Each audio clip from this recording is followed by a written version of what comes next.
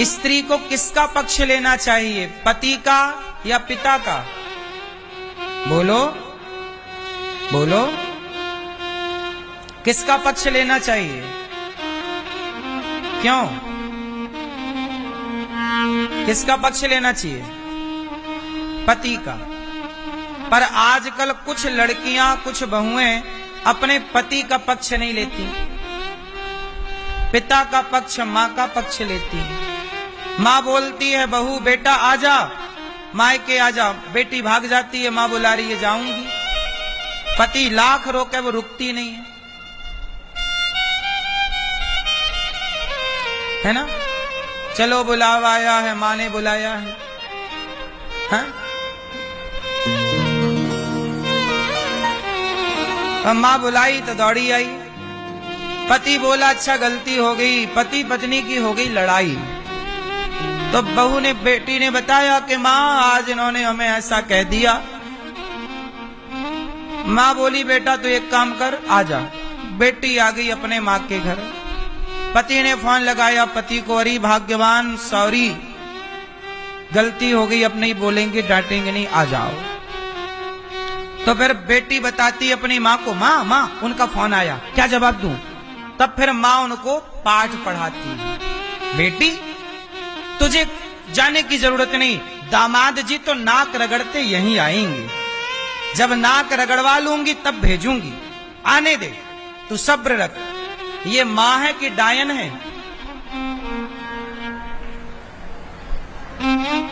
एक बात बताओ, दामाद कौन होता है? दामाद को मंडप के नीचे बिठा के पांव पूजा की नहीं, कन्यादान दिया कि नहीं? बोलो, आपने कन्यादान दिया है, जिसके पांव तुमने समाज के आगे पूजे, आज उससे तुम चाहती हो कि वो तुम्हारे दरवाजे में नाक रगड़े? तो जिसका पांव पूज करके सम्मान किया था, आज नाक रगड़वा के तुम अपमान कर रही हो, तो क्या ये धर्म है?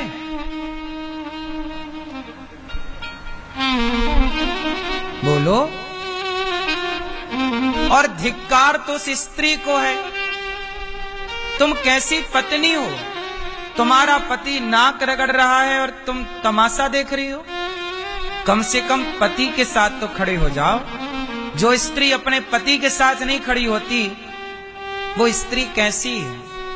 वो स्त्री पत्नी कहलाने की अधिकारी है? अरे हर पति पत्नी के बीच का झगड़ा होता है, सबके घर में झगड़ा होता है, पर अपने पति का, चलो पत्नी हो तुम, जो बोलना हो बोल लो, पर तुम अपने, एक यहां आया मेरे पास लड़का प्रश्नोत्तरी में, बोला गुरुजी मेरी पत्नी, मेरी जरा लड़ाई हो जाए मेरी पत्नी से तो मेरी पत्नी अपने भाइयों को फोन लगाती है और इसके भाई आके मुझे मार के चले जाते हैं। अब सोचो कि उसके भाई दबंग हैं, तो वो जब चाहे अपने भाइयों को बुलवा के अपने पति को 2-4 पड़वा देती है। ले अब बताओ, क्या ये धर्म है कि आप अपने पति को अपने भाइयों से पिटवाओ, अपने बाप से पिटवाओ, अपनी मां से अपमान करवाओ? या तो रिश्तों में, या तो फिर हम कहते हैं अपनी बेटियों का बिल्कुल विवाह मत करो, अपने घर पे रखो, कन्यादान ना करो। और जब किया है तो लड़ाई झगड़ा तो होगी, 2 बात सहन करने की ताकत रखो, यदि सम्मान से सब चाहते हो तो, वरना फिर वो तुम्हारे यहां नाक रगड़ेगा।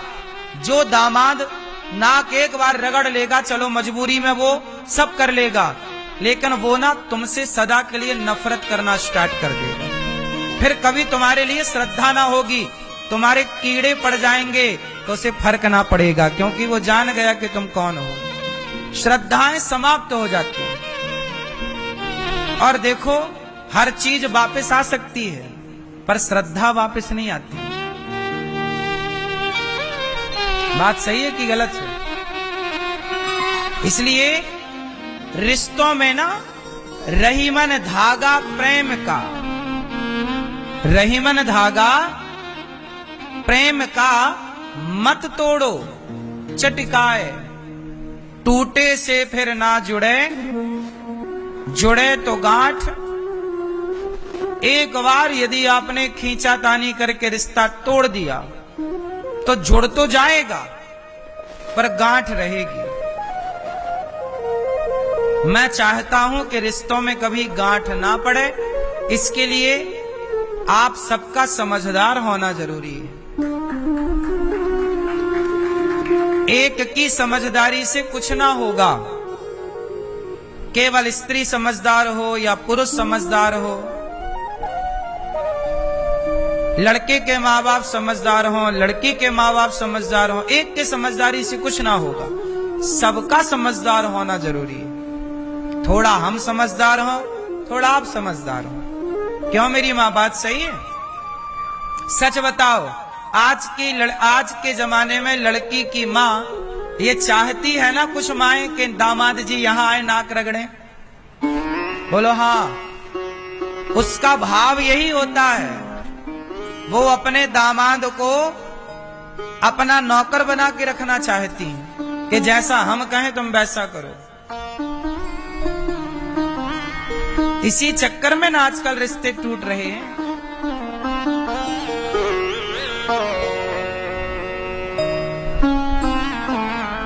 माता सती ने सही निर्णय लिया। माता सती ने अपने पिता के घर जाकर देखा कि मेरे पति का अपमान मेरे पिता ने किया।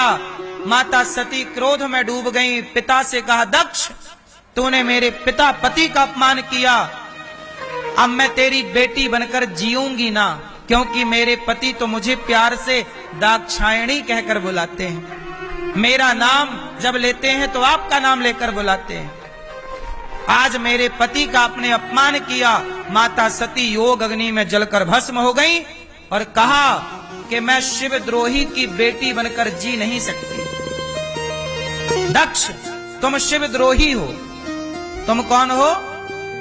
शिवद्रोही हो और तुमने शिव का तिरस्कार किया है। मैं शिवद्रोही की बेटी बनकर जी नहीं सकती। और माता सती ने योग अग्नि में जलकर शरीर त्याग दिया। और वही माता सती का शरीर जब जला तो भगवान भूत भावन भोलेनाथ को खबर लगी कि सती जल गई। दौड़ पड़े, माता सती का शरीर जलता हुआ उठाकर शंकर जी छाती से लगाए माता सती को जलता हुआ शरीर और दौड़े। भगवान नारायण ने देखा कि शंकर जी तो छोड़ने को तैयार नहीं। तब माता सती तो मर चुकी थी, पर सती को तो गले लगाए शंकर जी पागलों की तरफ सती सती कहकर दौड़ रहे हैं। तब भगवान नारायण ने अपने सुदर्शन से माता सती के शरीर को काटना शुरू किया, क्योंकि वो छोड़ने को तैयार नहीं। तो एक एक अंग काटा तो माता सती के शरीर के 52 टुकड़े हुए भगवान के सुदर्शन से। और वो 52 टुकड़े जहां जहां गिरे वह एक एक शक्ति पीठ बनकर के तैयार हो गए। वही वामन शक्ति पीठ है। बाद में माता सती दक्ष ने यज्ञ किया, उसका सिर काटा गया। बाद में बकरे का सिर जोड़कर यज्ञ पूरा कराया गया। बाद में सती पार्वती बनकर प्रकट भई और 10,000 वर्षों तक बिल्व पत्र खाकर तपस्या की। तब भगवान शिव ने कहा कि पार्वती आपने 10,000 वर्ष केवल बिल्व पत्र खाया, बिल्व पत्र ने आपके प्राणों की रक्षा की, अब मैं बिल्व पत्र सदा स्वीकार करूंगा। तब से शंकर जी पर बिल्व पत्र चढ़ने लगा, क्योंकि सती माता पार्वती को बिल्व पत्र बड़ा प्रिय है।